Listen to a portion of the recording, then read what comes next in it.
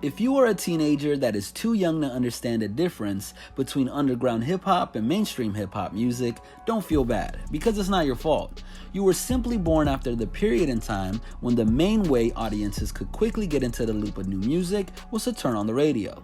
Unless you lived in a city with the radio station open-minded enough to provide a late-night slot to a hip-hop DJ with free reign to pick his or her own playlist, or you lived near a college radio signal to hear the raw selections of an underground hip-hop's fanatics mixtape, vinyl, or CD collection, you were stuck hearing a handful of rap-related radio records promoted by major record companies.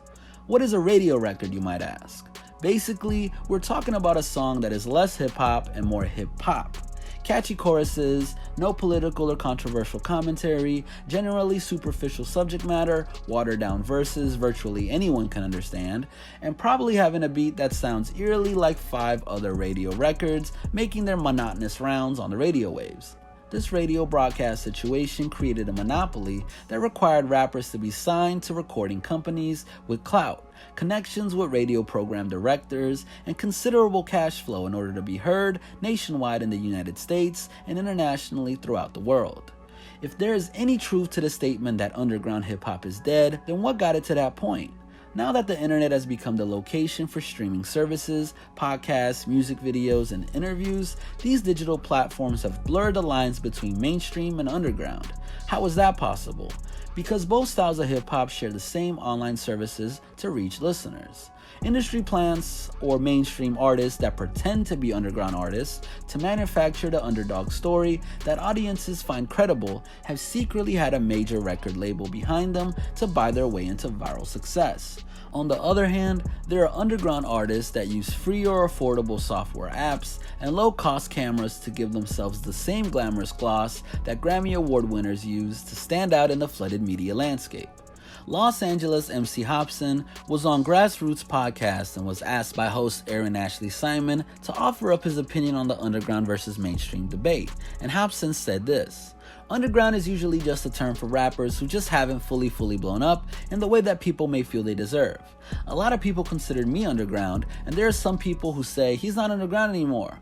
I guess I can qualify for the stereotypes of an underground rapper. I think I'm a super mega underground rapper. In the underground world, there are certain rappers who are huge. I would say I'm on the top level."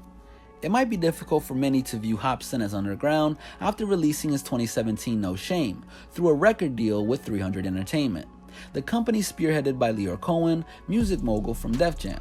300 Entertainment has a whole host of hitmakers under its umbrella, like Migos, Young Thug, and Fetty Wap.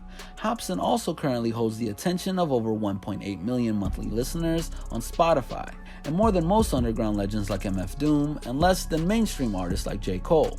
It's not like the hip-hop artists that waved the underground flag wanted to make less money and have smaller audiences on purpose. In most cases, they demanded more creative control over their image, musical content, and engagement with audiences.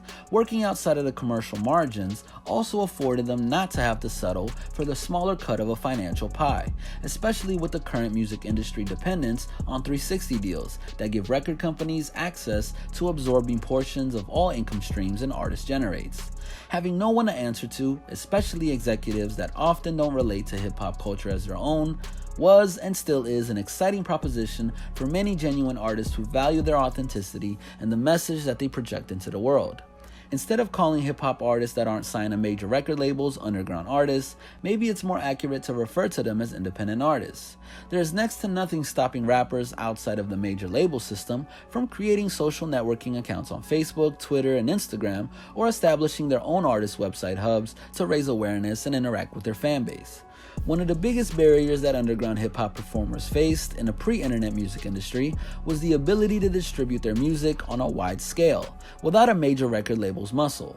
Just because they paid to have cassettes and compact discs manufactured of their independently produced and financed albums didn't mean that they sat on record store shelves for sale. They still required a distribution deal, which means the artist had to have strong enough popularity buzz to justify making that deal in the first place. Between the 1980s and the 1990s, Oakland, California's hip-hop legends, rappers Too Short and Ant Banks, were having astronomical success selling their music out of the trunks of their cars and in the mom-and-pop shops, with no mainstream record label marketing budget. Ant Banks told WCNN's Chad Kaiser in an interview this: "In '87, we put out the first MC Ant CD and cassette and all of that, and it had sold over 80 to 90,000 units just in the Bay Area, California area alone. From there, I did Pooh Man in '88, and he sold over 200,000. Then in '89, I followed with Spice One, which was close to 300,000. I came in with Dangerous Dame in 1990, and he sold well over 100,000. So I was doing independent tape after independent tape, and they were all selling like 2 to 300,000 units, just independently, with no label, no nothing. Now, rappers without record deals can also distribute their own music, but at a digital shops instead of local retail ones.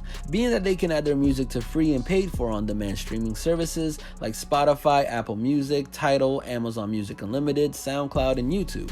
The days of selling hard copy mixtapes hand to hand and even launching a career from them like 50 Cent did, to the point that he was touring off of his mixtape tracks, have also gone digital.